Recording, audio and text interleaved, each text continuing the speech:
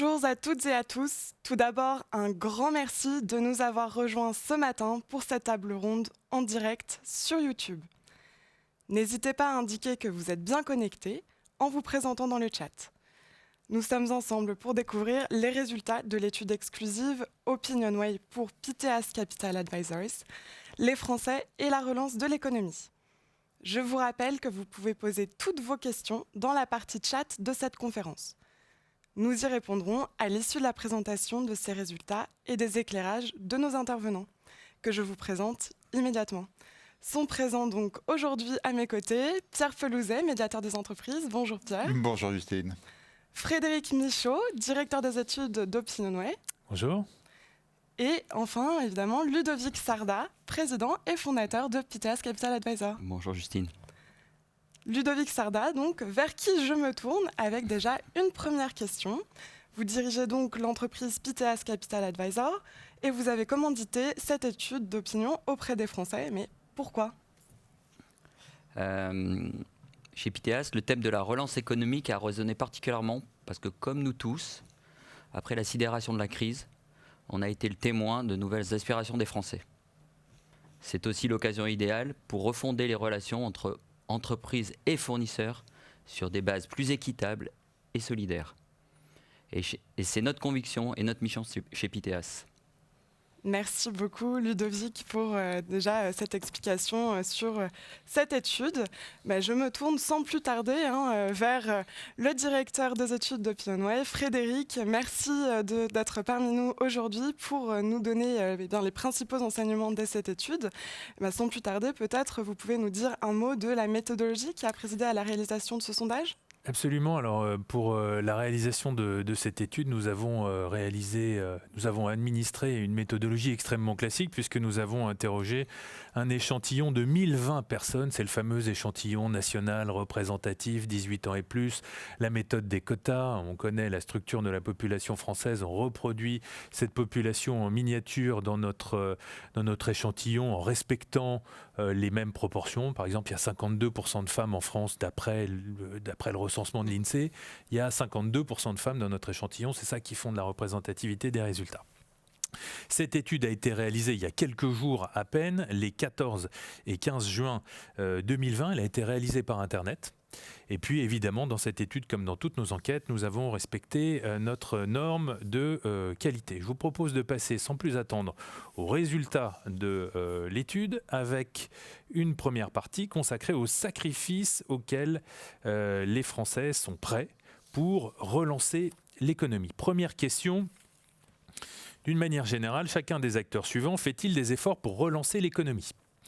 C'est une question donc sur le jugement effectué par toute une série d'acteurs. Nous avons testé une douzaine d'acteurs. Sur ces 12 acteurs, 9 font majoritairement pour les Français des efforts pour relancer l'économie. On est au tout début de cet effort justement national de relance de l'économie. Mais il y a tout de même une hiérarchie très nette qui émerge et on voit différents groupes se constituer qui ne font pas tous des efforts avec la même intensité. Le premier groupe, le premier acteur, ce sont les PME. Petites et moyennes entreprises qui sont en première ligne. 82% des Français considèrent qu'ils font des efforts pour relancer l'économie. C'est beaucoup plus que les grandes entreprises. Chez les grandes entreprises, 59%, c'est majoritaire, font des efforts, mais vous voyez, il y a quand même un écart considérable, 23 points d'écart, c'est très très net. Donc d'un côté, les petites et moyennes entreprises qui font beaucoup d'efforts pour les Français, et de l'autre côté, les grandes entreprises qui font des efforts, mais qui en font moins. Deuxième groupe d'acteurs qui font des efforts, les salariés, 74%, donc 3/4 d'entre eux, les retraités, et puis les Français eux-mêmes, Français qu'on interroge, donc qui portent un regard peut-être un petit peu plus indulgent. En tout cas, c'est difficile d'être objectif sur soi-même, mais 69% des Français considèrent qu'ils font des efforts pour relancer l'économie. Troisième catégorie, les pouvoirs publics, avec les collectivités locales, qui, pour les Français, font beaucoup d'efforts, 72%. Vient ensuite le gouvernement, 60%. Une majorité des Français considère que le gouvernement fait des efforts. Ça, c'est un point qu'il faut noter. Après, le jugement plus que mitigé, médiocre sur la gestion de la crise sanitaire, là, on a plutôt une première impression qui est positive. L'Union européenne, même constat. Généralement, l'Union européenne est très décriée. Là, 56% des Français reconnaissent que l'Union européenne fait des efforts, sans doute en raison du plan de relance de l'économie. 750 milliards d'euros mis sur la table par l'Union européenne, ça a marqué les esprits. Les services publics également font des efforts pour 54% des Français. Et puis en bas de tableau, vous avez 3 catégories ou 3 acteurs, 3 types d'acteurs qui ne font pas d'efforts pour une majorité de Français. Ce sont les acteurs du monde de la finance au sens large, les banques. 43% seulement des Français considèrent que les banques font des efforts pour relancer l'économie. Les marchés financiers, 39% seulement. Et puis, en bas de tableau, les syndicats, 37% seulement des Français considèrent que les syndicats font des efforts pour relancer l'économie. Alors, si l'on passe maintenant de l'expérience, du jugement sur ceux qui font des efforts au côté normatif, qui devraient faire des efforts pour relancer l'économie, on observe une hiérarchie qui est inversée par rapport à la première question. Ce sont d'abord les banques qui devraient faire des efforts, c'est le cas pour 80% des Français, puis les grandes entreprises quasiment au même niveau, 78%, et les marchés financiers, 77%. Donc là, très clairement, ce sont ces 3 acteurs, les banques, les grandes entreprises, les marchés financiers, qui devraient faire plus d'efforts pour relancer l'économie. Ensuite, les pouvoirs publics, l'Union européenne, le gouvernement, les services publics, ils en font déjà beaucoup, c'est leur rôle, ils doivent continuer d'en faire. Les syndicats, pour 2 tiers des Français. Et puis des acteurs qui sont bien notés sur les efforts qui sont d'ores et déjà accomplis, les collectivités locales, les petites et moyennes entreprises, les salariés, puis en bas de tableau, les retraités. Alors si on croise ces deux questions sur le mapping en page suivante, on se rend compte qu'il y a plusieurs groupes qui apparaissent. D'abord, le groupe de ceux qui font des efforts et devraient les poursuivre. Ce sont les individus, la société civile au sens large, et puis les PME. Ensuite, à l'opposé, le groupe de ceux qui font peu d'efforts et devraient en faire beaucoup plus. Les banques, la finance, les syndicats. Ceux qui font des efforts dans la moyenne et devraient en faire un petit peu plus, les pouvoirs publics, les grandes entreprises, avec le cas particulier des collectivités locales. On voit bien que les Français sont prêts à faire des efforts, qu'ils considèrent d'abord qu'ils en font beaucoup, mais précisément, quels sont les efforts qu'ils sont prêts à accepter ? Regardons tout de suite les résultats sur la diapositive suivante. Alors, aucun des efforts que nous avons testés, nous en avons testé 16, n'est cité par une majorité de Français, mais tout de même, les résultats sont très significatifs parce que vous allez le voir, les efforts que nous avons testés sont des efforts très importants, sont des efforts drastiques et même des sacrifices. Alors, nous avons posé certains de ces items uniquement aux actifs qui sont concernés. Parmi le premier groupe d'efforts les plus acceptés pour relancer l'économie, tout ce qui touche aux congés. Reporter une partie de ces congés d'été à plus tard, 49% des actifs seraient prêts à le faire. Un actif sur 2. Même chose pour la suppression d'un jour férié. Plus d'un tiers des actifs seraient prêts à accepter la suppression d'un jour férié. Réduire le nombre de congés, le nombre de jours de congés ou le nombre de jours de RTT. Là aussi, c'est un point qui serait accepté par environ un tiers des actifs. Donc le premier élément, le premier levier, c'est la question des congés. Le deuxième élément, travailler autrement, travailler différemment. 45% des salariés, des actifs accepteraient de travailler le samedi. 37% de travailler le soir. 29% de travailler le dimanche, quand on sait à quel point le travail le dimanche a été source de débat au cours des années précédentes. C'est un point qui, je trouve, est très significatif. Même chose, plus d'un quart des salariés, 27%, accepteraient de travailler la nuit pour relancer l'économie et un quart, 23%, accepteraient de cumuler la retraite. Travailler différemment, c'est aussi cumuler les emplois. Cumuler les emplois. 37% des actifs seraient prêts à le faire pour relancer l'économie. Les congés, le travail différemment, évidemment la question du salaire. 23% des actifs seraient prêts à augmenter leur temps de travail sans contrepartie financière. De la même façon, 20% seraient prêts à voir leur salaire gelé sur plusieurs années, pas seulement en 2020, mais sur plusieurs années. 11% même se disent prêts à accepter une baisse de salaire ou, dans le même ordre d'idées, pour les retraités, à accepter une baisse de leur pension de retraite. Alors, ce sont des résultats qui sont faibles, mais rapportés à l'ensemble de la population active, c'est évidemment considérable. Et puis enfin, le dernier type d'effort, c'est la solidarité financière. 29% des Français seraient prêts à payer des impôts, 12% seraient prêts à payer plus d'impôts, et 18% seraient prêts à accepter une hausse de la TVA. Alors évidemment, il faut rappeler que nous sommes dans le cadre d'un sondage. Tout ça est soumis aux limites du déclaratif, entre ce qu'on dit dans un sondage et puis la réalité du comportement effectif, il y a toujours un écart. Mais tout de même, je trouve très révélateur de voir que les Français sont prêts à faire des efforts conséquents pour relancer l'économie. Passons maintenant à la deuxième partie qui concerne justement les façons de relancer l'économie avec cette première question. Pour relancer l'économie, faut-il utiliser les méthodes traditionnelles, celles qui sont centrées sur les indicateurs économiques, le PIB, l'endettement, l'inflation, ou au contraire, faut-il inventer d'autres méthodes qui prennent en compte de nouvelles dimensions, le bien-être, l'impact environnemental et social des entreprises, par exemple, dont on parle beaucoup en ce moment. Vous le voyez, les résultats sont très clairs. Crise inédite, méthode inédite pour 72% des Français. C'est majoritaire dans l'ensemble des catégories de la population. Alors plus précisément, quels sont les objectifs attendus des plans de relance de l'économie? Diapositive suivante.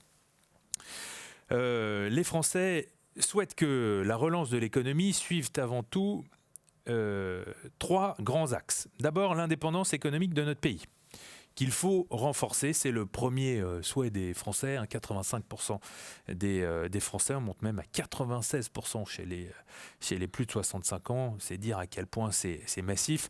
Le deuxième souhait participe du même ensemble. Relocaliser notre industrie pour 84% des Français. Donc d'abord la restauration de l'indépendance économique nationale. Ensuite, la décentralisation. 77% des Français souhaitent donner plus de pouvoir aux collectivités locales. Et puis, troisième axe de la relance de l'économie, la responsabilisation des entreprises. Sur le plan social, à travers une meilleure redistribution des richesses dans les entreprises, à travers un accroissement du rôle social des grandes entreprises, mais aussi à travers, par exemple, une baisse de la fiscalité des entreprises, ou pourquoi pas la nationalisation des grandes entreprises en difficulté, qui est acceptée, qui est citée par 61% des Français. Alors on note tout de même dans les réponses des Français un paradoxe. 54% d'entre eux nous disent qu'il faut interdire les licenciements. On sait qu'il y a beaucoup de plans sociaux qui sont annoncés et d'autres qui sont en gestation, donc c'est un réflexe de précaution, un réflexe bouclier. 54% nous disent qu'il faut interdire les licenciements et simultanément 53% nous disent qu'il faut assouplir le code du travail. Donc un paradoxe. En bas de tableau, vous voyez aussi la persistance de clivages idéologiques qui divisent la France en deux. La réduction des effectifs de la fonction publique, 49% des Français sont pour, 48% des Français s'y opposent. Même chose pour la réduction du rôle des syndicats, c'est partagé, 47-49. Ou l'accélération des réformes gouvernementales lancées avant la crise. Par exemple, la réforme de la retraite. Qui a été suspendu pendant la crise sanitaire, même chose pour la réduction de l'intervention de l'État dans l'économie. C'est toujours un objet de contentieux, de clivage idéologique au sein de la population française. Mais on trouve bien ces grands axes, l'indépendance économique, la décentralisation, la responsabilisation des entreprises. Alors précisément, quel doit être le rôle des grandes entreprises dans le tissu économique de ce monde d'après ? C'est notre troisième partie avec cette première question. Quelles sont les actions prioritaires que doivent mettre en œuvre les grandes entreprises pour relancer l'économie ? D'abord, vous le voyez, l'ensemble des actions que nous avons testées sont jugées prioritaires ou importantes par plus de 3/4 des Français. C'est dire à quel point l'action qui doit être entreprise doit être multiforme. Il n'y a pas un levier prioritaire, même si on a vu des grands axes, il faut appuyer sur tous les leviers, tellement l'impact de la crise est important. Premier élément, la lutte contre les inégalités de salaire. C'est une priorité pour 44% des Français. Le travail en partenariat pour les grandes entreprises avec les collectivités locales pour développer les territoires d'une part, mais aussi avec l'État sur les grands enjeux de société d'autre part. Donc les entreprises qui doivent travailler en partenariat, ça c'est le deuxième élément. Et puis évidemment les relations avec leurs fournisseurs.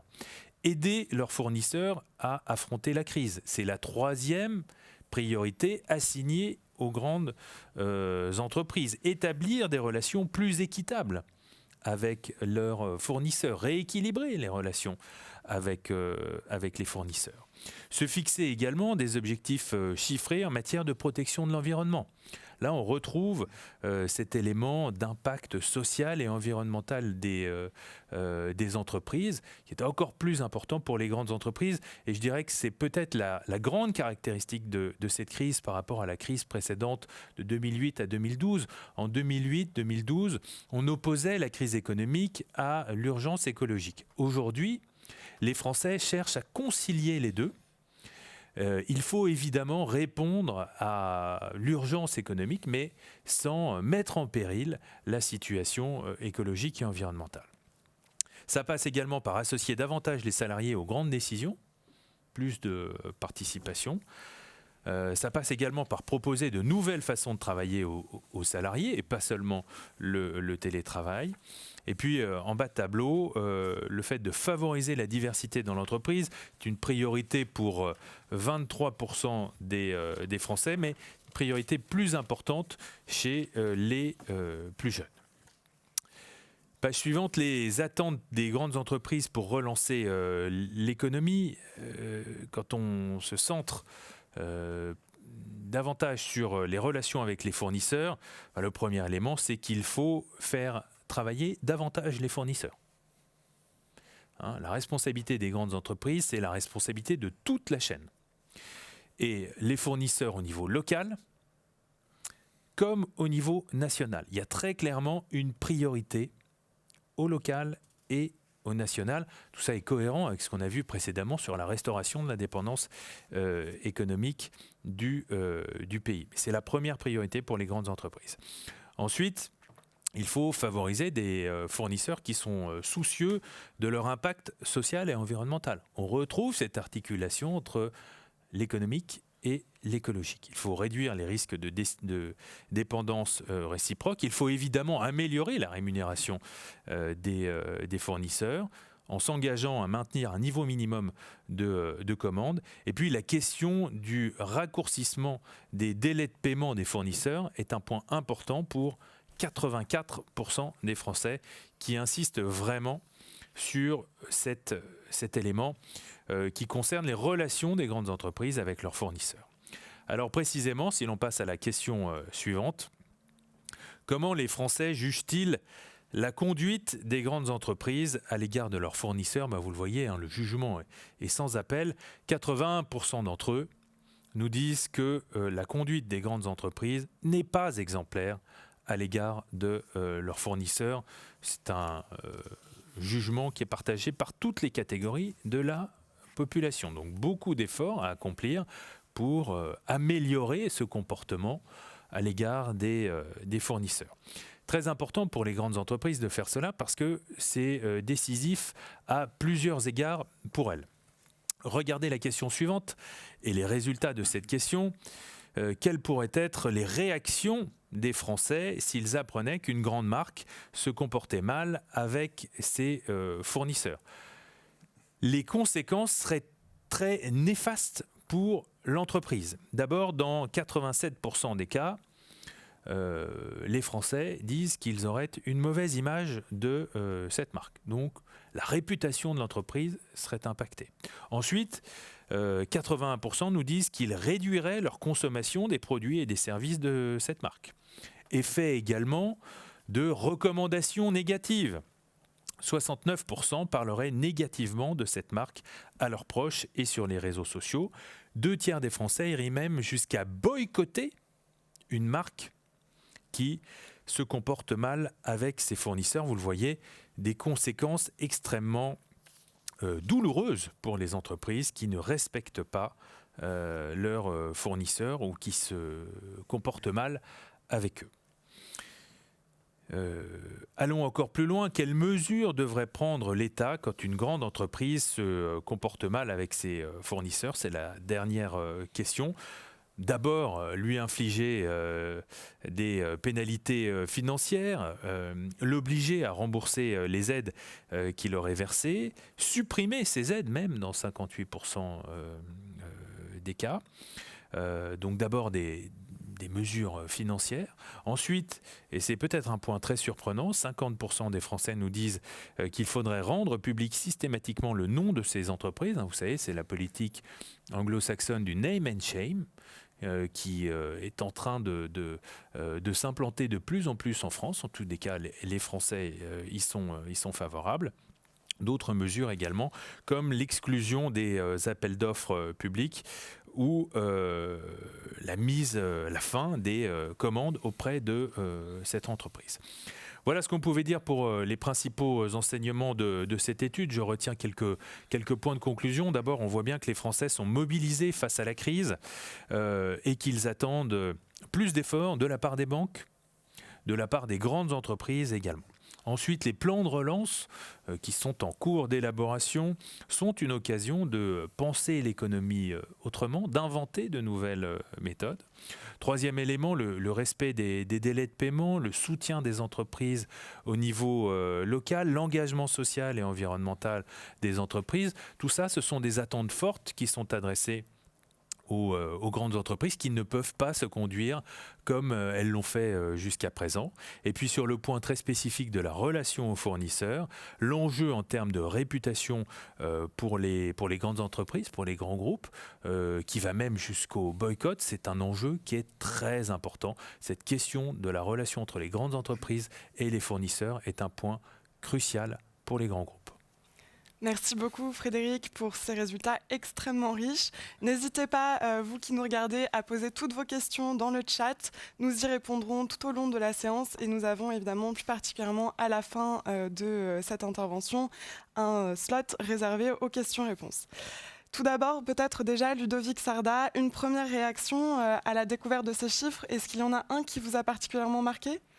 Celui qui m'a particulièrement marqué, ils sont nombreux en fait, mais c'est surtout 72% des Français pensent que la relance de l'économie passera par l'invention de nouvelles méthodes. Voilà. Ils ne veulent plus des indicateurs économiques traditionnels, ils attendent un nouveau modèle social qui impliquera de nouvelles responsabilités pour les entreprises. Et ça, c'est celui qui nous marque le plus. Et après, vous verrez, dans la déclinaison, il y a quand même pas mal de messages qui sont très forts de la part dans ce sondage. Oui, tout à fait. Les Français ont vraiment des opinions très marquées. Et sans plus tarder, d'ailleurs, je me tourne maintenant vers Pierre Pelouzet. Merci encore d'être avec nous aujourd'hui. C'est un plaisir, merci de m'avoir invité. On est ravis de vous compter parmi nous aujourd'hui. Donc, je le rappelle, vous êtes le médiateur des entreprises et vous avez été mandaté par Bruno Le Maire, notamment pour aider à la réduction justement de ces délais de paiement qui pose problème, on l'a vu, aux Français. C'est un sujet qui les touche également.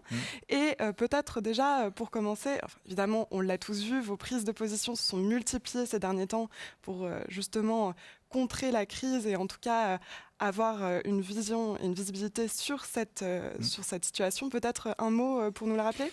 Plus qu'un mot même, parce que franchement, c'est un vieux combat. Moi, ça fait probablement 10 ans au moins que je m'exprime et que j'essaye de me battre pour que cette notion de confiance, de relation rapprochée entre les grandes, les petites entreprises, et d'ailleurs aussi entre les entreprises et l'administration, évolue, progresse, qu'on se parle, qu'on arrive à mieux communiquer, à mieux avancer ensemble. C'était un sujet qui jusque-là était probablement réservé à un monde économique, c'est-à-dire on en parlait entre nous, on essayait de pousser les choses, et je constate dans ce sondage que c'est sorti de ce monde purement économique et que le grand public aujourd'hui a une opinion extrêmement tranchée sur ce sujet. Moi, je trouve ça formidable parce que déjà, on se sent moins seul. Je veux dire, quand on a l'ensemble du public français qui dit bah oui, le combat que vous menez, c'est un combat juste, il faut continuer à le mener. Et d'ailleurs, on vous soutient, mais dans des proportions énormes, c'est ce que vous avez démontré, et en plus avec des mots forts. Vous me demandez quel chiffre je retenais. 87% des Français auraient une mauvaise image d'une entreprise s'ils apprenaient qu'elle se comportait mal avec ses fournisseurs. C'est énorme, sans aller jusqu'au boycott, et pourtant 69% iraient jusque-là. C'est dire à quel point ce sujet, qui encore une fois était pendant des années réservé à un petit monde économique, est devenu un sujet de société. Et probablement la crise a dû accélérer ça. Notre société ne comprendrait plus que des relations entre grands et petits ou entre administration et petits sur les marchés publics ne soient pas des relations équilibrées, des relations positives, des relations où on se paye. Vous avez cité la mission particulière que Bruno Le Maire m'a donnée sur les délais de paiement. C'était déjà inadmissible de payer en retard ses fournisseurs avant. Maintenant, je n'ai même plus le mot pour décrire le fait de ne pas payer un fournisseur en temps de crise. C'est quasiment criminel parce que vous le condamnez à mort. Une entreprise qui n'a plus de trésorerie aujourd'hui, alors qu'elle n'a plus d'activité pendant plusieurs mois, cette entreprise ne peut juste plus fonctionner. Donc oui, très, très favorablement et positivement interpellé par ce soutien amené par votre sondage et donc par votre voix, par les Français. Oui, et d'ailleurs, on le voit, pénalité financière, name and shame, les Français quand même prônent des sanctions qui sont extrêmement sévères. Mais est-ce que déjà, vous pouvez peut-être nous rappeler quelles solutions ont été effectivement déjà mises en place pour engager les entreprises à prendre leurs responsabilités, justement ? Beaucoup de choses ont été mises en œuvre, il faut le reconnaître, que ce soit sur l'incitation, on voit toutes les lois qui ont été faites sur la responsabilité des entreprises, on voit toutes les lois qui ont été faites sur les retards de paiement avec des sanctions qui sont de plus en plus fortes, avec le name and shame qui est d'ailleurs déjà en place. Vous avez une liste d'entreprises quand elles sont sanctionnées par la DGCCRF. Moi, je crois que ça ne suffit pas. Non pas que ça ne soit pas bien et non pas qu'il faille plus de lois. Je pense qu'à un moment, il faut arrêter. Il faut vraiment qu'à un moment donné, il y ait une prise de conscience. Et encore une fois, j'espère que la poussée de ces Français, parce que ces Français, certains d'entre eux travaillent dans ces grands groupes. Donc je pense qu'eux aussi se disent ce que je suis en train de faire, c'est probablement pas la bonne chose. Si je suis en train de ne pas payer un fournisseur ou d'interrompre le contrat ou de lui mettre des pénalités injustifiées, etc., tout ce qu'on a vu pendant la crise, ce que je fais n'est pas bien. Et c'est là-dessus que je compte d'abord.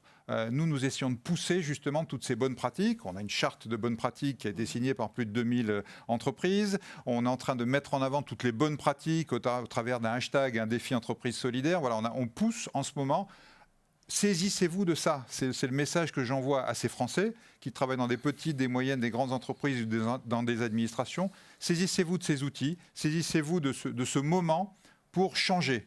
Et j'allais dire, il ne faut pas non plus dépersonnaliser. Une grande entreprise, ce n'est pas une entité qui flotte toute seule dans la stratosphère. Une grande entreprise, c'est une collection de personnes. Et si chacun d'entre eux bouge, si la personne qui a une facture sous le coude soulève son coude et la paye, si le directeur financier arrête de se dire « je vais faire un peu d'argent et de trésorerie sur mes fournisseurs », si le directeur général dit – c'est intéressant d'ailleurs, je fais une petite parenthèse – aujourd'hui, la plupart des entreprises mesurent la satisfaction client. La plupart des entreprises, ou une grande partie, mesurent la satisfaction des employés. Combien d'entreprises, de grandes entreprises aujourd'hui, mesurent la satisfaction des fournisseurs ? Le font-elles ? Très peu. Il y en a qui le font, heureusement. Il y a aussi des entreprises vertueuses, il faudra insister là-dessus peut-être un peu plus tard. Mais finalement, quand on compare, un fournisseur, c'est tout aussi important qu'un salarié et c'est tout aussi important qu'un client. Et pourtant, on oublie cette dimension. Donc voilà, j'engage aussi les dirigeants d'entreprise à mesurer la satisfaction de leurs fournisseurs, parce que s'ils ne le font pas, Aujourd'hui, les fournisseurs ont cruellement besoin d'eux. Si la conjoncture évolue et si les Français en prennent conscience, ça peut avoir des conséquences très négatives pour eux aussi. Effectivement, et donc finalement énormément de mesures ont déjà été mises en place, notamment sous votre égide, mais des solutions techniques aussi existent. Oui, tout à fait, tout à fait. Alors sur les délais de paiement en particulier, évidemment la première solution c'est d'essayer de payer tout le monde en temps et en heure. Mais il y a mieux. Il y a mieux, il y a un outil formidable qu'on promeut, et d'ailleurs là aussi les ministres m'ont demandé d'appuyer sur cet outil et on essaie de le déployer, qui s'appelle, alors c'est un tout petit peu technique, m'excuserez, le mot est barbare, on va essayer d'en trouver un meilleur, l'affacturage inversé collaboratif. Qu'est-ce que ça veut dire en simple? Ça veut dire, vous avez une facture, vous êtes une PME, vous l'envoyez au grand groupe, le grand groupe très rapidement dit, oui, j'accepte cette facture et je la paierai à échéance. Cette information est envoyée à un partenaire financier. Et la PME peut directement aller retirer l'argent chez le partenaire financier à un taux d'intérêt extrêmement bas, puisqu'on sait que la facture sera payée par le grand groupe à terme. Donc vous voyez un système vertueux et un système de confiance entre la PME, le grand compte et le partenaire financier. Il y a une confiance qui s'instaure. Et cette confiance, ça vaut de l'argent. C'est-à-dire que comme on n'a plus de risques, eh ben, ça coûte moins cher et la PME peut se financer de manière très ouverte grâce à ça. Le grand compte... et lui, il pérennise la relation avec son tissu de fournisseurs.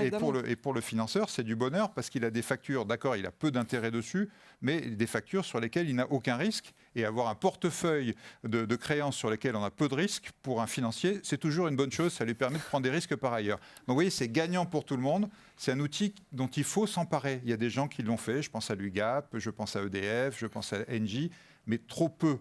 Il faudrait que l'ensemble des acteurs publics et privés maintenant s'en emparent et se disent, voilà, c'est la crise, il y a un outil merveilleux, je le prends, je le mets en œuvre et puis je fais du bien à tout le monde, à moi, à mes fournisseurs et au monde de la finance. On a vu que d'ailleurs c'était des acteurs dont on attendait plus. Eh bien, c'est l'occasion, donnons-leur cet outil-là, qu'ils le prennent, qu'ils le mettent en œuvre. Et avec ça, j'espère qu'on va aider cette reprise qu'on attend tous. Mais alors pourquoi ne l'ont-ils pas encore fait? Puisque finalement ces solutions, elles ne sont pas tout à fait nouvelles. Bon, elles sont peut-être à l'échelle des entreprises, c'est beaucoup de travail de mise en place. Mais qu'est-ce qui bloque encore du côté des entreprises? Je pense que le premier point, c'est ce qu'on a dit tout à l'heure. Tant qu'on ne prend pas conscience de la valeur de ses fournisseurs, on ne se dit pas pourquoi je ferai quelque chose, entre guillemets, pour eux, même si au final, c'est pour soi aussi qu'on le fait. Donc la première prise de conscience, c'est ça, c'est grands groupes, grandes administrations, on vous attend là-dessus.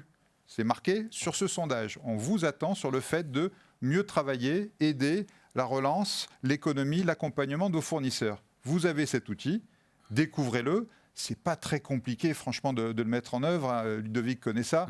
Il suffit de plugger son système informatique sur l'outil, ça marche tout seul.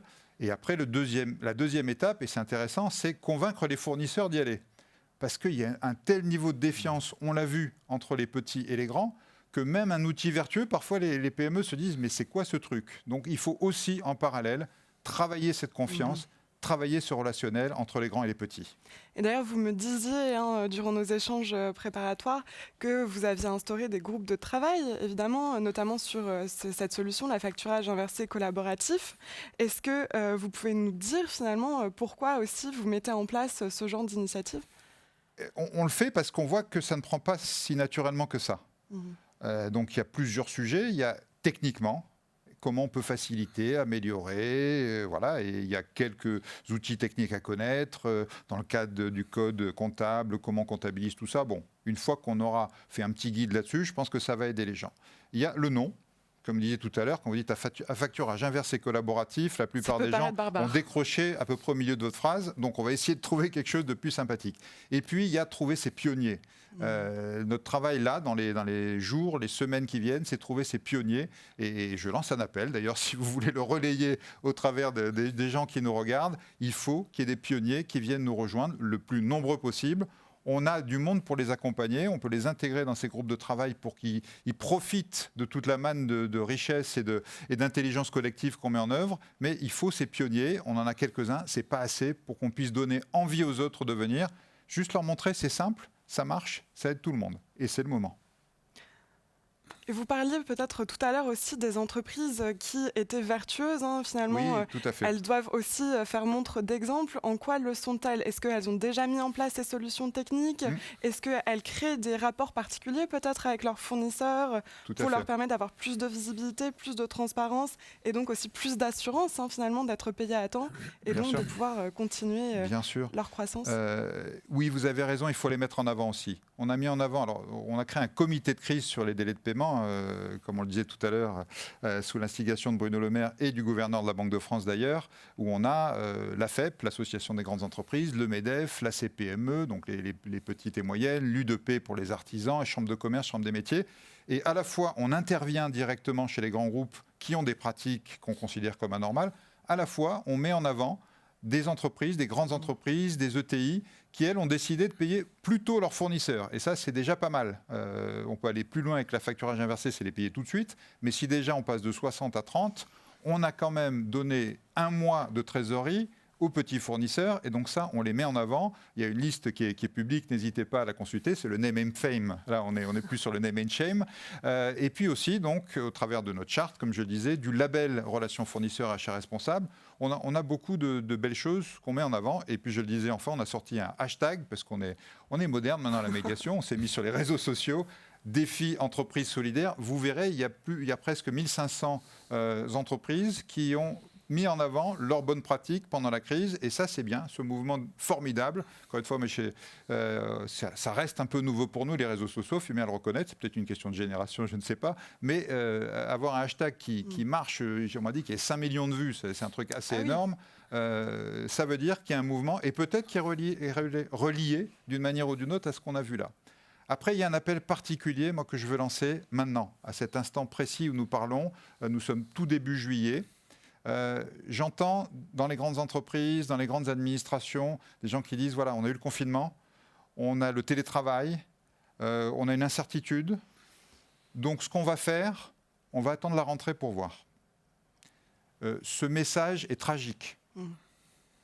Il faut absolument, absolument, absolument que tout le monde se mobilise maintenant, tout début juillet, lance les appels d'offres, lance les bons de commande, paye les factures, bien sûr, sur tout ce qui peut être fait.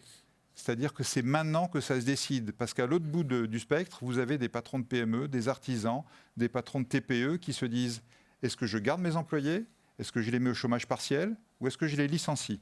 Et cette décision, ils doivent la prendre maintenant, parce que c'est maintenant qu'ils ont réouvert. S'ils ont des appels d'offres qui arrivent, ils vont se dire « Bon, il y a de l'activité, je tiens le coup le temps de répondre à l'appel d'offres et j'aurai bien, sur les 10 marchés qui me sont proposés, j'en aurai bien un. » Et là, ils vont garder les employés. S'il n'y a rien qui vient, maintenant, ils ne vont pas avoir le choix. Ils vont se dire, je ne peux pas prendre le risque de conserver mes employés, je vais devoir en licencier certains. Donc cette décision, moi, encore une fois, je pousse un cri en ce moment parce que je vois ça et c'est terrible. Je ne veux pas priver de vacances les acteurs ou les acheteurs d'ailleurs des administrations, les maires qui viennent d'être élus, les grands acteurs publics et privés. Mais franchement, voilà, prenons quelques vacances peut-être début août, mais là tout de suite, le mois de juillet, consacrons-le à ça. Envoyer les appels d'offres, envoyer les bons de commande, payer les factures, c'est impératif. C'est avec ça que peut-être on va éviter d'avoir trop de dégradation de notre économie et surtout de ce tissu de TPE, PME, artisans auquel les Français sont extrêmement attachés et c'est ce qui ressort aussi de votre sondage. Merci infiniment Pierre pour votre éclairage, pour cet appel vibrant qui j'espère sera entendu j'espère aussi. par les entreprises, sinon les conséquences économiques évidemment pourraient être assez tragiques. Je vous rappelle que vous pouvez poser toutes les questions que vous avez dans le chat, nous y répondrons tout au long de ces échanges et également dans la partie de questions-réponses. Je me tourne désormais vers Ludovic Sarda. Merci encore donc, d'être avec nous aujourd'hui. Évidemment, je rappelle que vous êtes le président et fondateur de Pythéas Capital Advisor. Peut-être vous pouvez nous rappeler ce que vous faites chez Pythéas ? Exactement. Dans un contexte de relance économique, les entreprises responsables doivent soutenir leurs fournisseurs. C'est pourquoi Pythéas leur permet de réduire facilement les délais de paiement grâce à sa plateforme Trésor2, collaborative et unique, dédiée au traitement des factures. Et je reviendrai après en détail sur ces points. Oui, et donc vous parlez déjà d'entreprise responsable, on l'a vu, c'est un thème fort, hein, à la fois dans le sondage, qui ressort aussi des propos de Pierre Pelouzet. Qu'est-ce que vous entendez, vous, par là, chez Pythéas ? Pour nous, la responsabilité, c'est avant tout le soutien des fournisseurs. Hein, et je pense que c'est ce que montre le sondage, puisque 89% des Français estiment que les entreprises doivent aider leurs fournisseurs à affronter la crise. Donc c'est aussi une notion de nouveau contrat social qu'on doit entre les grandes entreprises et leurs fournisseurs. Il faut vraiment rappeler qu'en France, avant la crise, 25% des défaillances d'entreprises seraient dues à des retards de paiement. Donc c'était déjà un sujet qui était vraiment préoccupant avant. Je pense que ça va devenir pire après. C'est quand même la première cause de faillite des PME et des TPE. On ne peut pas dire, et moi je ne me prononcerai pas là-dessus, et je fais toujours attention dans mon discours, est-ce que c'est mauvaise foi des entreprises ou est-ce que c'est un mauvais processus de règlement des donneurs d'ordre ? Je pense qu'il y a un petit peu des deux, et ça, Pierre doit le voir dans son quotidien, et je pense que le médiateur est là pour essayer d'améliorer ces sujets. Mais si c'est des si c'est des mauvais processus de règlement, ça se travaille et on peut aider. Et nous, on apporte de la valeur avec notre plateforme. Mais en tout cas, et là où je rejoins Pierre, il faut réagir et empêcher des entreprises saines de disparaître, de licencier, faute de trésorerie. Voilà. Et ça, c'est critique. Oui, donc on le comprend bien, hein, il y a les mauvais payeurs, vous les mentionnez. D'ailleurs, les Français ne s'y trompent pas, hein, ils sont 81% à considérer que les grandes entreprises n'ont pas une conduite exemplaire avec leurs fournisseurs. C'est tout de même énorme, 8 Français sur 10 qui a une opinion extrêmement défavorable comme ça. Et on peut supputer que c'est justement à cause des délais de paiement qui sont malheureusement trop connus. Mais est-ce qu'il n'y a pas aussi des contraintes techniques et technologiques, on en parlait déjà un petit peu tout à l'heure avec Pierre, auxquelles ces grandes entreprises se heurtent et qui les empêchent finalement de parvenir à tenir ces délais ? Certains donneurs d'ordre se sentent vraiment responsables vis-à-vis de leurs fournisseurs et voudraient les soutenir en accélérant les règlements. Aujourd'hui, on a une solution technique et légale qui est l'affacturage inversé collaboratif. Alors je rejoins Pierre, c'est vraiment un terme barbare. Nous, on le commercialise depuis un petit moment. C'est très compliqué. Alors je suis très heureux qu'on travaille sur un nouveau nom, puisqu'on fait partie des groupes de travail, et j'espère que d'ici septembre, on aura ce nouveau nom. Mais en tout cas, dans ce système, c'est bien le donneur d'ordre qui conclut le contrat d'affacturage. Et c'est donc sur son score de risque que le taux d'escompte va être calculé. C'est-à-dire que plus votre donneur d'ordre a une qualité de risque faible, moins ça va vous coûter. Et c'est vrai qu'on se rend compte que le prix, ça peut être 6 fois moins cher. Et l'avantage dans l'affacturage inversé collaboratif, c'est que c'est vraiment à la main du fournisseur. C'est le fournisseur qui décide s'il veut ou pas d'être payé par anticipation. On ne lui impose rien. Et ça, c'est aussi un facteur, c'est, je pense, toute la portée du mot collaboratif. Mais c'est vrai, ce mécanisme est difficile à mettre en place parce que les solutions technologiques qui étaient aujourd'hui apportées par les banques et qui sont quand même en monopole sur l'affacturage ne sont pas adaptées à ce type de modèle. Oui, et puis bon, la transformation numérique, on en entend tous parler et on sait à quel point c'est difficile à mettre en place. Les solutions ne sont pas toujours adaptées à la main et puis ça demande énormément d'efforts de la part des différentes entreprises et des différents métiers dans les entreprises. Peut-être que vous pourriez rentrer un peu plus en détail de la solution que vous proposez avec Trésor 2. D'ailleurs, est-elle uniquement à destination du privé ? Parce que pour l'instant, on parle des grandes entreprises, mais l'État aussi a sa part de responsabilité. Alors, non, justement, ce système est ouvert aussi aux entreprises publiques, puisque depuis le vote de la loi Pacte, l'année dernière, les entreprises publiques ont la possibilité de recourir à l'affacturage inversé collaboratif.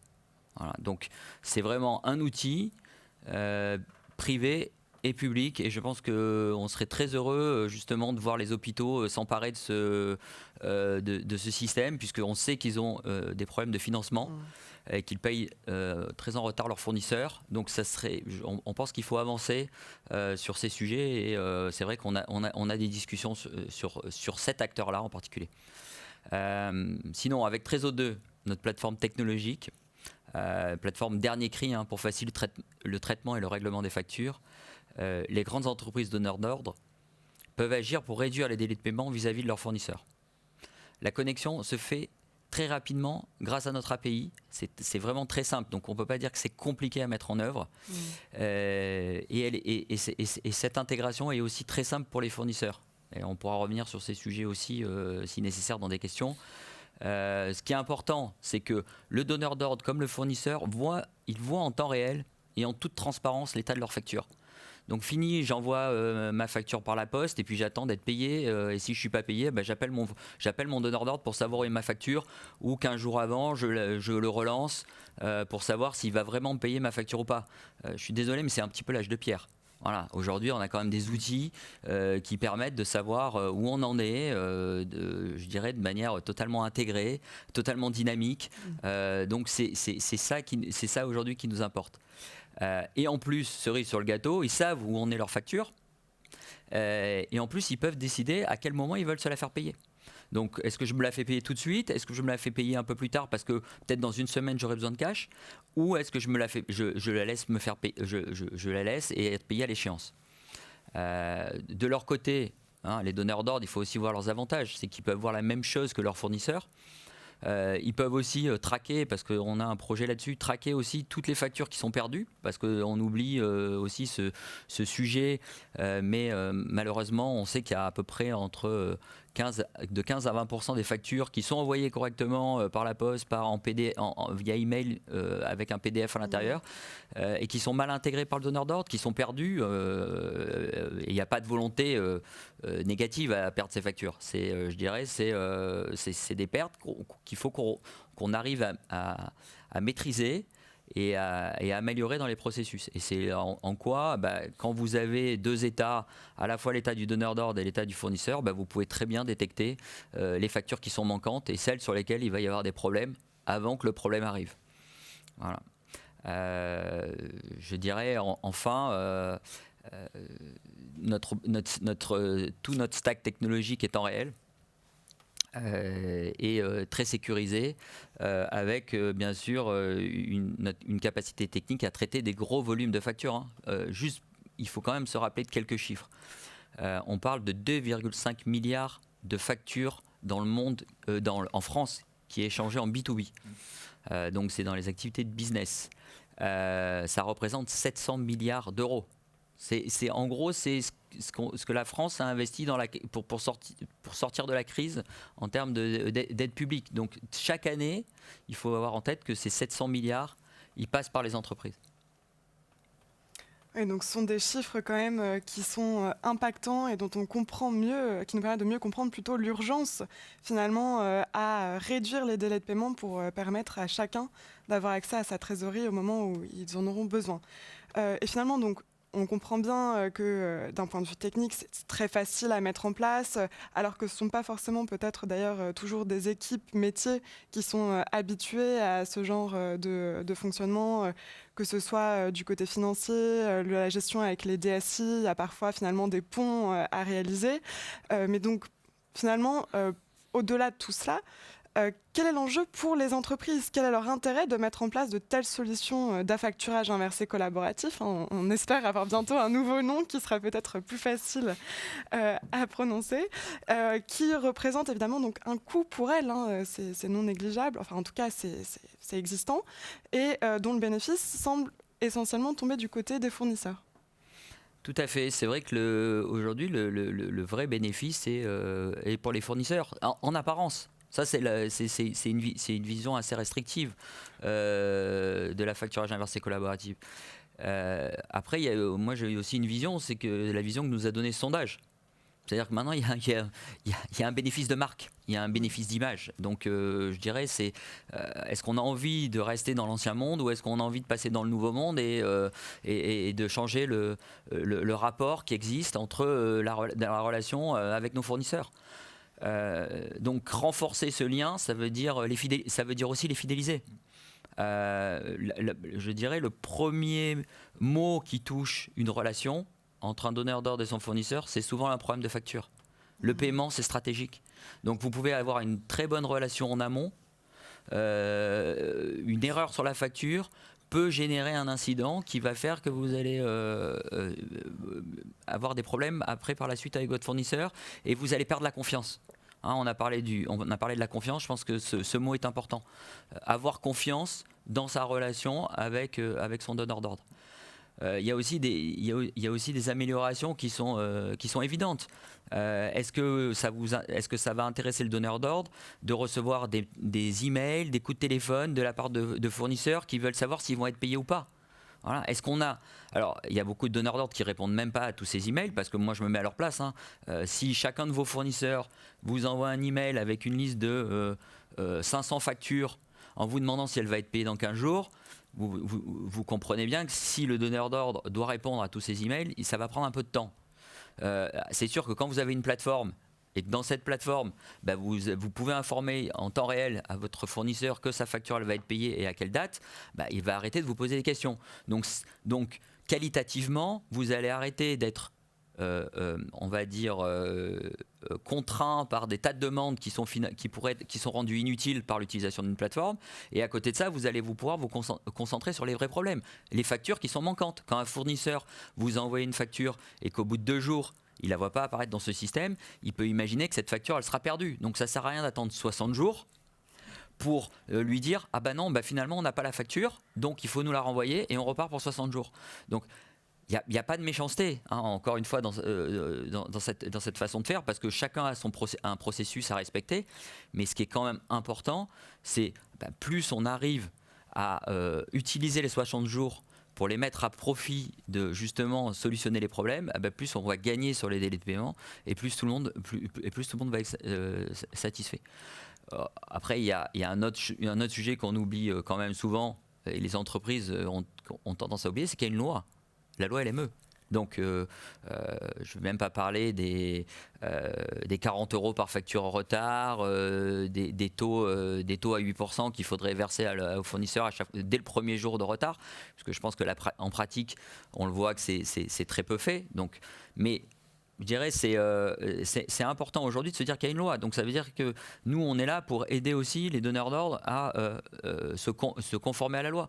Donc, ce qui est important, c'est de dire est-ce que j'ai besoin d'un différé de paiement, moi donneur d'ordre?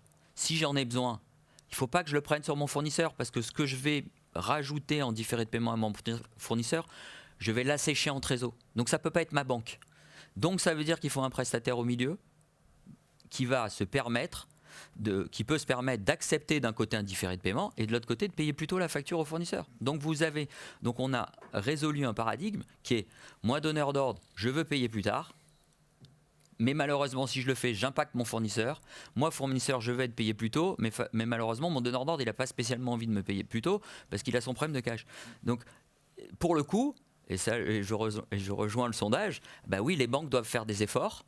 Les marchés financiers doivent faire des efforts, c'est ce qu'on représente aujourd'hui, puisque nous, derrière notre plateforme, on a quoi? On a des investisseurs institutionnels, qui sont des asset managers, des assureurs, qui ont compris l'importance de ce marché et la place de la RSE. Je remercie Sébastien Barbe, qui est le président de Shelter Prince Gestion, parce qu'il a un engagement RSE qui est très fort. Et c'est pour ça qu'il soutient énormément notre initiative, et c'est comme ça qu'Arkea aujourd'hui est devenu notre actionnaire. C'est quand même important pour des investisseurs de pouvoir se positionner sur ce sujet, pour des banques de les aider à se positionner sur ce sujet, auxquelles n'ont pas l'outil, mais elles ont le financement. Donc nous, on est l'outil, on apporte le financement, et on peut aussi s'ouvrir à d'autres banques, puisque de toute façon, on n'a pas d'exclusivité avec les banques. Voilà. Oui, Ludovic, merci beaucoup pour vos explications qui rentrent un peu plus dans le détail aussi de la facturage inversé collaboratif, et notamment de la façon dont vous le mettez effectivement en œuvre pour vos clients avec votre plateforme Trésor2. Je vous rappelle à vous tous que vous pouvez poser les questions que vous auriez pour l'ensemble de nos intervenants d'ailleurs sur le chat de YouTube, nous y répondrons. Peut-être avant d'entamer notre session de questions-réponses, je vais demander à chaque intervenant quelques mots de conclusion. Pierre Pelouzet, peut-être pour commencer, un dernier message que vous voudriez faire passer ? D'abord, je suis content, Justine, que vous arriviez à dire à facturage inversé collaboratif sans vous tromper plusieurs fois de suite. Je suis impressionné. J'espère que tout le monde y arrivera aussi à l'issue de cet entretien. On l'espère. Plus sérieusement, la médiation, c'est d'abord un service public qui permet de reconnecter les petits avec les grands. On a vu une flambée pendant cette crise. Pour vous donner un ordre d'idée, jusqu'à début mars, on avait une 60aine d'appels par semaine. À partir de mi-mars, on est passé à 600 appels par semaine d'entreprises nous disant « je ne suis pas payé, mon client a interrompu mon contrat, on me met des pénalités de retard alors que je ne peux même plus livrer parce que mes employés sont confinés, etc. » C'est un outil qui est à la portée de tous, je le rappelle. C'est d'abord un outil destiné aux petites entreprises qui ont des problèmes avec les grandes ou sur les marchés publics. Rappelez que voilà, il suffit d'aller sur le site médiateurdesentreprises.fr. En quelques mots, vous remplissez votre difficulté. Un médiateur vous contacte dans la semaine, vous écoute, vous donne un petit conseil si besoin, va chercher l'autre partie et réalise une médiation, c'est-à-dire vous rapproche tout simplement et va aider une discussion constructive de manière à ce que vous trouviez une solution avec l'autre partie. Le but n'est pas que les gens se fâchent, au contraire, on est là pour recréer de la confiance, mais qu'ils puissent s'écouter, se parler, se comprendre et trouver une solution. Donc voilà, médiateurdesentreprises.fr, je rappelle, beaucoup nous connaissent maintenant, mais sûrement pas encore assez. Il y a encore des petites entreprises qui n'osent pas, qui hésitent. Il faut nous saisir sur tous ces sujets, retard de paiement, rupture de contrat. Les baux commerciaux est un sujet qui est monté fortement en puissance, difficulté de ces commerces qui ont dû fermer du jour au lendemain, qui ne peuvent plus payer leur loyer. Et à côté, il y a soit un très gros bailleur, là on peut s'arranger, soit aussi parfois un petit bailleur, un commerçant à la retraite qui leur avait loué l'ancien local. Donc voilà, sur tous ces sujets-là, n'hésitez pas, médiateurdesentreprises.fr à votre disposition. Merci Pierre. Ludovic, peut-être le mot de la fin ? Déjà, vous remercier Pierre de s'être rendu disponible pour parler de ce sujet. Je voudrais aussi vous dire que nous, chez Epiteas, on est vraiment motivés sur ce sujet des délais de paiement. C'est l'ADN aujourd'hui de notre société, c'est l'ADN de tous nos salariés, de nos développeurs, de nos actionnaires. Je pense qu'aujourd'hui, on est un espèce de catalyseur et on aimerait dire aujourd'hui, il y a un mécanisme concret qu'on connaît sous un nom qui va changer, qui est la facturage inversé collaboratif. Nous, on a une plateforme qui est mutualisée pour faire baisser les coûts au maximum, qui s'appelle Trésor 2, qui permet d'apporter de la valeur aux fournisseurs. Et il existe aujourd'hui des investisseurs institutionnels et banques qui sont prêts à injecter de l'argent dans ces mécanismes. Donc, tous les ingrédients sont là. Il faut à un moment donné que tout le monde y mette de la bonne volonté, et je pense qu'on va arriver à passer cette crise et à répondre aux attentes justement des Français tels qu'ils l'ont manifesté dans le sondage.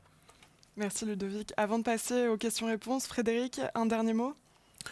Il pourrait y avoir plusieurs mots de conclusion. Je crois que l'un des éléments les plus significatifs de ce sondage, c'est l'appel à la transformation des entreprises qui est lancé par les Français.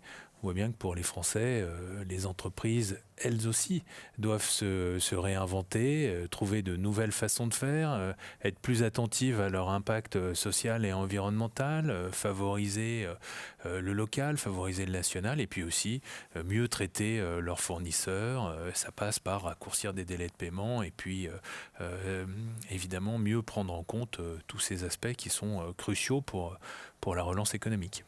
Merci Frédéric, et merci à vous tous, chers intervenants, d'avoir pu vous rendre disponibles pour cette table ronde. Nous allons désormais entamer notre session de questions-réponses. À nouveau, je vous invite à poser vos questions dans le chat. Mais déjà, peut-être une première question pour Ludovic. Peut-être pourriez-vous rentrer un petit peu plus en détail sur finalement, le coût de faire appel au service de Epiteas. Comment est-il réparti entre fournisseurs et donneurs d'ordre ? Alors ça, c'est une très bonne question, et c'était justement la base du modèle. C'était de se dire, il faut que ce coût il soit relativement faible, hein, parce qu'on va dire il y a 2,5 milliards de factures. Vous comprenez bien que le marché finalement peut paraître énorme. Donc il fallait que le coût soit réparti. Il faut qu'il soit réparti par rapport au service qui est proposé. Donc d'un côté, vous avez bien sûr, on rend service aux donneurs d'ordre pour distribuer ces factures à l'ensemble de ses fournisseurs. Donc il y a un coût d'abonnement pour le donneur d'ordre en fonction du nombre de fournisseurs et du nombre de factures. Mais qui est relativement faible, hein, puisqu'on parle de quelques centimes d'euros par facture. Donc par rapport aujourd'hui, si on regarde combien coûte un système de suivi de facture entre la comptabilité fournisseur, tous ces éléments, je crois que c'est évalué à peu près, le traitement d'une facture c'est évalué entre 7 et 8 euros côté donneur d'ordre, et à peu près la même chose du côté du fournisseur. Donc là on parle de centimes d'euros, donc on est dans un monde qui est abordable. Pour le fournisseur, c'est un abonnement d'une dizaine d'euros, et bien sûr, il ne paye rien s'il choisit de prendre le paiement par anticipation, puisque là, c'est le service, il accède au service complet, et là, la rémunération se fait sur l'escompte. Voilà.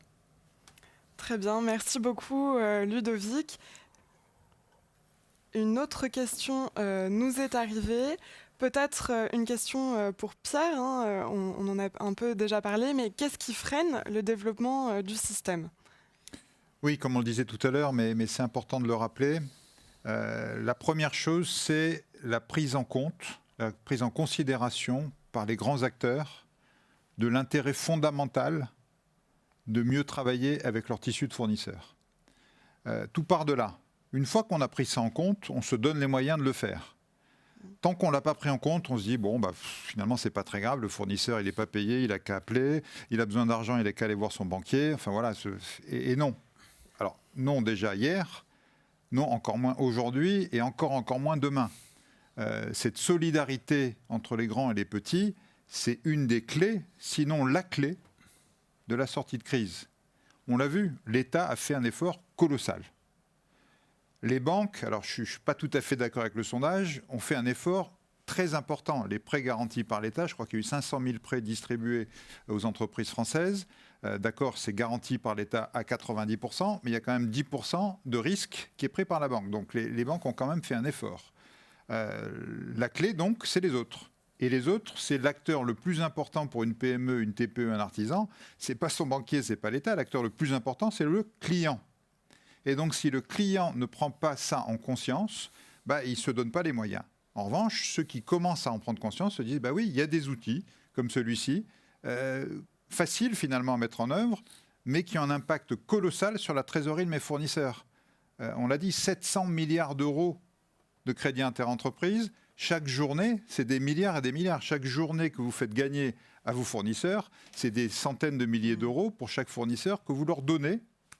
On n'a pas besoin du coup de rajouter des prêts bancaires, de rajouter des aides d'État, parce que c'est vous, naturellement, puisque c'est de l'argent qui est dû, qui le donnez à ces fournisseurs en avance. Et vous les sauvez maintenant, parce que c'est maintenant qu'ils en ont besoin. Donc oui, prise de conscience de ces grands clients sur la portée de l'impact qu'ils ont sur les fournisseurs, la facilité de mettre en œuvre cet outil, c'est le premier axe et il faut le rappeler, il faut le mettre en œuvre. Deuxième axe, effectivement, recréer ce lien de confiance entre les petits et les grands pour que les fournisseurs, naturellement, viennent s'enlister, s'embarquer dans ce système qui n'est pas contraignant, et ça, il faut bien le rappeler. Il n'y a aucune obligation pour le fournisseur. S'il a envie d'attendre les 60 jours pour être payé, il a tout à fait le droit. S'il se dit, ces 5 factures-là, j'en ai besoin tout de suite, il peut aller les faire financer à un taux extrêmement bas. Donc voilà, c'est des deux côtés. Il faut créer ce lien de confiance, embarquer les grands, embarquer les petits et avancer le plus vite possible. Ludovic, un mot peut-être pour rebondir sur les propos de Pierre ? J'avoue que je rejoins Pierre sur sa réponse. C'est pour nous aussi une importance majeure de recréer le lien et la confiance. Voilà, je pense que c'est au cœur de notre volonté. C'est important de trouver... Aujourd'hui, la transformation numérique s'accélère. On voit que les technologies sont en train qu'on peut déployer sont complètement différentes par rapport aux technologies d'il y a 5 ans et d'il y a 10 ans. Grâce à ces technologies, je pense qu'on crée de la valeur. Ça serait dommage de s'en priver, ça serait dommage de refuser d'être transparent. Je pense que, avant tout à l'heure on parlait de responsabilité. Je dirais que la responsabilité c'est aussi la transparence. Pourquoi j'aurais peur de montrer à mes fournisseurs où en sont leurs factures dans le traitement de mon système. Alors ok, mon ERP, alors là, je vais employer un mot vulgaire. Mon ERP, donc c'est le système de gestion de mes factures, il n'est pas ouvert aujourd'hui. Mais c'est justement ce qu'on permet de faire. C'est-à-dire que nous, on a un connecteur vers le ERP qui va permettre d'exposer les factures à tous vos fournisseurs. Donc, même si votre ERP ne possède pas cette technologie, ça ne veut pas dire que vous ne pouvez pas le faire. Voilà. Et aujourd'hui, nous, on dispose d'une technologie qui permet de le faire et qu'on met à votre disposition et qu'on mutualise pour justement, et ça c'est important la mutualisation. Pourquoi on mutualise ? C'est parce qu'on dit toujours, il faut qu'on réduise les coûts au minimum. On est là pour apporter un service qui doit coûter, puisque justement la barrière à l'entrée sur le donneur d'ordre, c'est peut-être le coût initial de mise en place. Donc comment je réduis son coût ?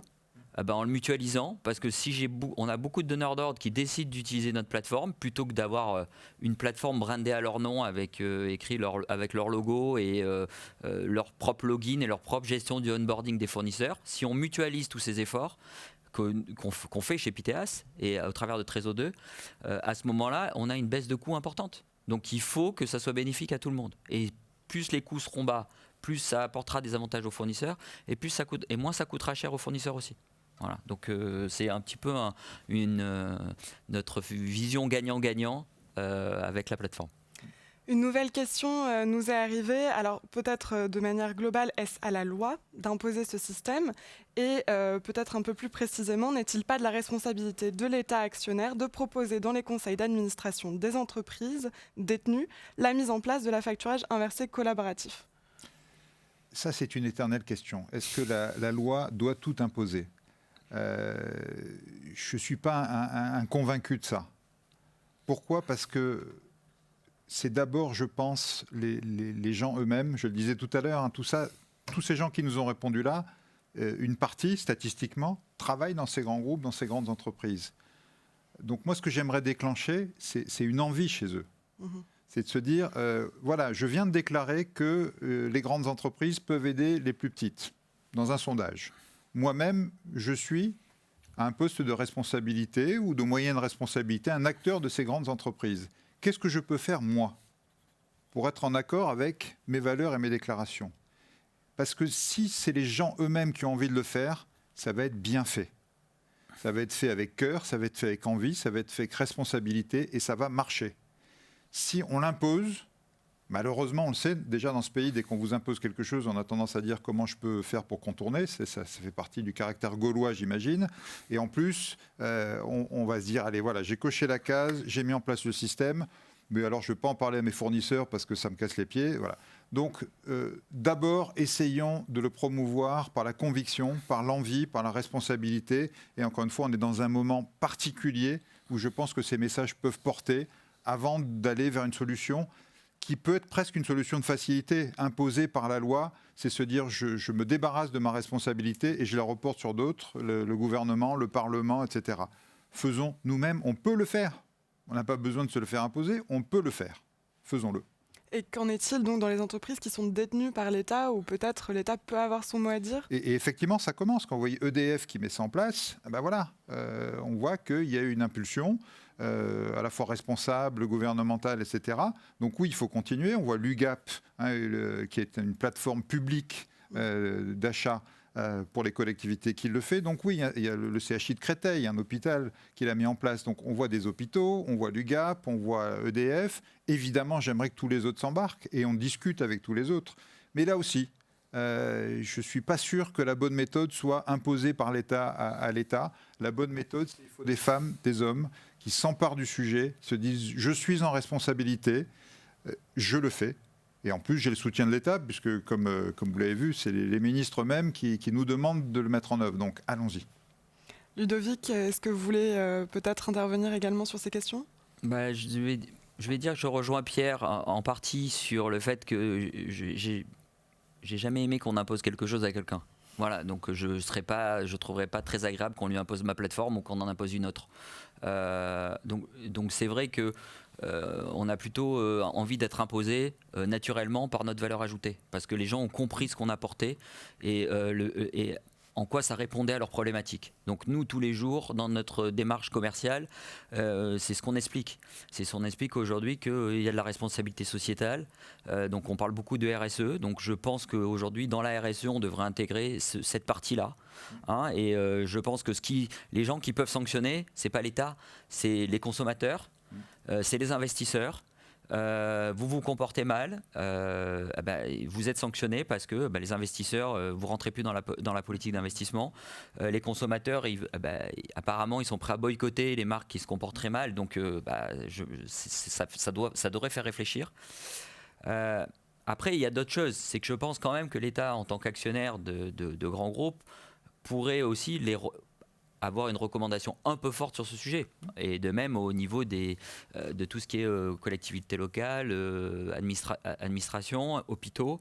Donc oui, je pense qu'il y a un double effort, c'est-à-dire ce que fait Pierre, c'est-à-dire expliquer, prendre son bâton de pèlerin, expliquer ce qu'est la facturage inversé collaboratif, faire en sorte que ça ne soit pas un espèce de grand mur à franchir, mais au contraire un petit obstacle. Et que justement, aujourd'hui, grâce à la technologie, grâce à des fintech françaises, hein, parce qu'on est aussi ça, il n'y a pas que des fintech étrangères qui sont capables de faire ça, donc grâce à des fintech françaises qui ont une bonne idée, on peut arriver à résoudre ce point. Et je vais vous dire pourquoi j'aime pas aussi que la loi soit trop présente sur ces sujets, c'est qu'aujourd'hui, on peut s'apercevoir que finalement la loi LME, ça pourrait être un frein à la relocalisation en France de certaines industries. Parce que moi j'ai un client avec qui on discute et qui m'a expliqué, finalement moi, comme en Allemagne, je peux négocier mes délais de paiement et je ne suis pas contraint par la loi LME, je préfère mettre en place un programme d'affacturage inversé et collaboratif en Allemagne, parce que je vais étendre mes délais de paiement à 200 jours, mais mon fournisseur il va être payé tout de suite. Et alors qu'en France, j'ai pas grand chose à gagner, puisque finalement sur 60 jours, j'ai pas vraiment d'impact sur ça. Donc c'est pour ça que je me dis, il faut faire très attention à la loi, il faut faire très attention à quand on veut imposer quelque chose, aux effets induits que ça crée, et surtout on est dans une grande, il faut pas oublier qu'une grande entreprise, elle a une vision mondiale. Merci Ludovic, je crois que ce sera le mot de la fin. C'est l'heure donc de la fin de cette conférence. Merci à tous d'être ici avec nous. Merci de nous avoir suivis. Un communiqué de presse avec le lien vers les résultats complets de l'étude va vous être envoyé immédiatement. Et évidemment, le replay de la conférence sera disponible très vite si vous souhaitez revisionner certains passages ou l'intégralité, pourquoi pas, de cette conférence. Les équipes de Rumeurs Publiques sont évidemment à votre disposition si vous avez la moindre question ou demande supplémentaire. Merci encore à toutes et à tous. À bientôt.